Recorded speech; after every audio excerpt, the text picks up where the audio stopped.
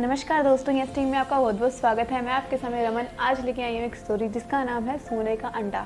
तो दोस्तों, एक बार की बात है, एक गांव में एक व्यक्ति रहता था जिसका नाम है अली। अली के माता पिता बचपन में ही गुजर गए थे, जिस वजह से वह खेतों में काम कर कर अपना गुजारा चलाता था और उसका गुजारा बहुत मुश्किल से चलता था। उसके घर में एक मुर्गी थी, तो जब उसके पास कुछ खाने के लिए नहीं होता था तो वह अपनी मुर्गी का एक अंडा खाकर सो जाता था। उसके पड़ोस में एक भांसा नाम का व्यक्ति रहता था जो बिल्कुल अच्छा व्यक्ति नहीं था। और एक बार उसने देखा कि अली का गुजारा बहुत अच्छे से चल रहा है, तो उसने एक दिन अली के ना होने पर उसके घर से मुर्गी चुरा ली और उसे मार कर पका कर खा लिया। और जब अली घर लौटा तो उसने देखा मुर्गी घर पर नहीं है। तो कुछ ही समय बाद उसने देखा कि भांसा के घर के बाहर मुर्गी के कुछ पंख थे। तो वह भांसा के पास गया और उसने बात की। तो भांसा ने बताया कि उसकी बिल्ली एक मुर्गी को लेके आई थी, तो उसे यह नहीं पता था कि वह उसकी मुर्गियाँ नहीं तो वह उसे पकाकर नहीं खाता। जब अली को यह पता लगा कि वह मुर्गी वह खा चुका है तो उसने कहा कि मैं इसकी शिकायत न्यायाधिकारी से करूँगा।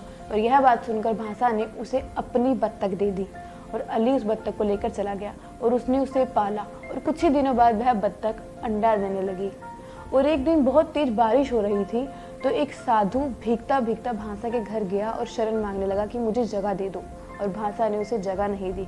और ऐसे ही वह अली के घर गया और अली ने उसे शरण भी दी और खाने के लिए भी दिया। और अगले ही दिन वह उसके घर से जाते समय उसकी बत्तख के सर पर हाथ फेर कर गया। और उसी दिन के बाद से वह बत्तख सोने का अंडा देने लगी। और यह देखकर अली बहुत खुश हुआ, उसकी सारी गरीबी दूर हो गई। वह अंडे को बेचकर अपना घर चलाने लगा, बट फिर भी वह अपना जीवन साधारण व्यतीत करता था। और एक दिन भांसा ने उसे देख लिया सोने का अंडा देते हुए, और यह शिकायत उसने न्यायाधिकारी से करी कि उसने मेरी बत्तख चुरा ली है। और जब न्यायाधिकारी ने अली से पूछा तो अली ने न्यायाधिकारी को सारी बात विस्तार से बताई कि किस तरह से उसे बत्तख मिली थी। और न्यायाधिकारी ने उसकी बात सुनने के बाद कहा कि इसका मैं जवाब कल दूंगा और कल बताऊंगा कि किसे यह बत्तख मिलेगी। और वैसे ही रोज की तरह उस बत्तख ने सोने का अंडा दिया न्यायाधिकारी के पास भी।